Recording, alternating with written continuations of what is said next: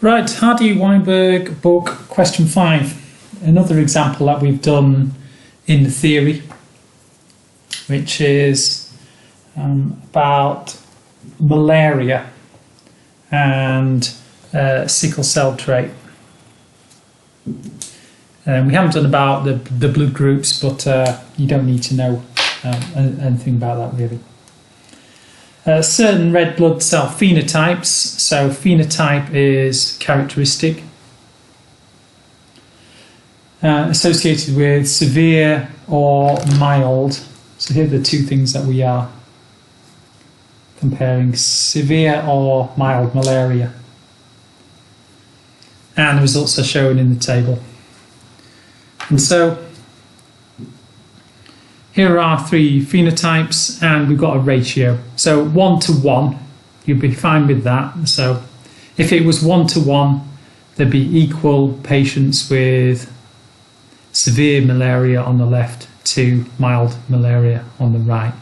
So this is the severe side, this is the mild side. And why do they use ratios? Why don't they just give us the actual numbers? Well, they use ratios to account for the fact that there might be, for example in this group, there might be a lot more people with blood group O than blood group A, because it's more common. And so the actual raw numbers would confuse you because there'd be more of O. But if you use a ratio, it's like a fair comparison. And it doesn't matter how many people you've got that you test, because you're presenting it as this ratio. You've used ratios before, things like the potato osmosis experiment, where you might have had different starting lengths or masses, and it just means it's a fair comparison. So allows a valid or fair comparison.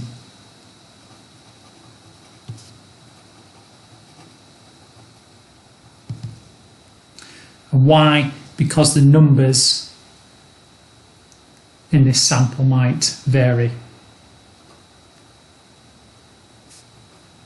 The numbers in the sample may vary.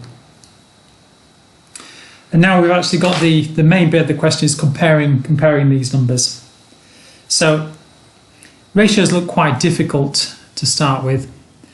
If we look at, say, blood group O here, we can see 0.96 to 1. That's almost 1 to 1 is that. So if we're saying that, we're going to say it's almost equal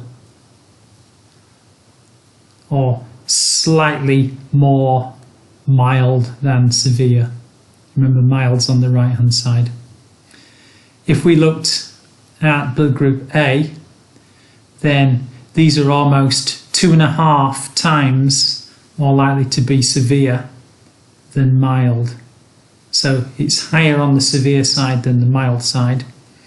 Whereas with sickle cell trait, we've got half as many with severe compared with the mild.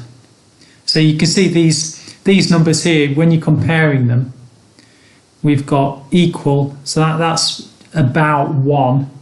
So we're thinking that's about 1 there. This is about 2.5, and that is about half there. So that's what you need to be thinking in your head rather than the exact numbers. So I'm going to go right ahead and say blood group O phenotype, just as much chance as getting severe and mild. Let's check we're answering the questions. The effect of the red blood cell phenotype on the chances of developing severe rather than mild malaria. So blood group O, about equal chance of severe or mild malaria. If I then do with group A, I'm going to say about 2.5 times more likely to be severe. So about 2.5 times more likely to be severe. If I said sickle cell trait, about half as likely to be severe. So about half as likely to be severe. And so we've actually said 3 things there, and we only need to really say 2. In the mark scheme, it's giving us 1 mark for talking about A or sickle, and 1 mark for the O. And there are different ways of saying this here. You'll have access to the mark scheme. Now, if sickle cell about half as likely to be severe, you could say it's twice as likely to be mild, on the other. And if we said about equal, for O, you could have said slightly less likely to be severe, that sort of thing. And then part C is a natural selection question. You should be spotting these natural selection questions. And we're saying that normal is A, and we appear to have this C,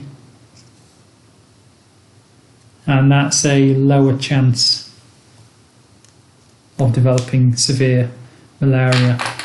So why have we got a higher frequency of this C allele where malaria occurs? Okay, so if malaria is round and about, then C is going to confer an advantage rather than A. And then individuals with C, this is the reproductive differential.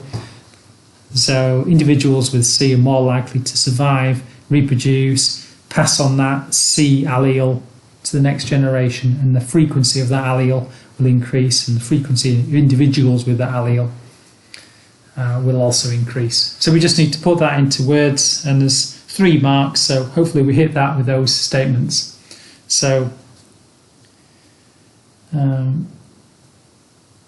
individuals with HbC, so hemoglobin C allele, survive and reproduce.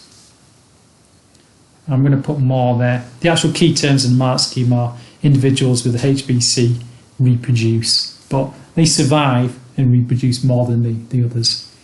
And then they pass on that allele, the C,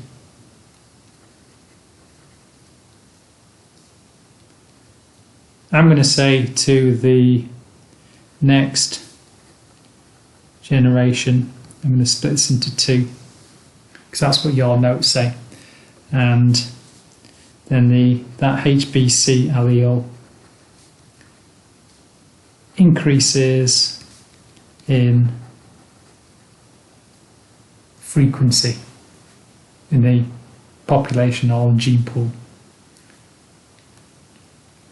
And the last thing I'm just going to say is we talked about the HbC allele. Let's talk about the HbA allele. So the people that are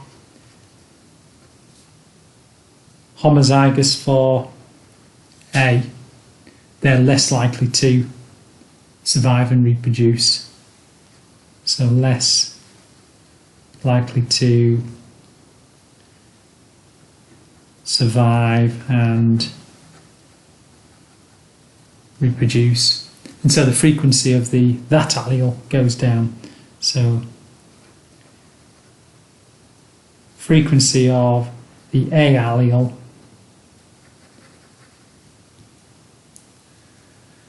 decreases.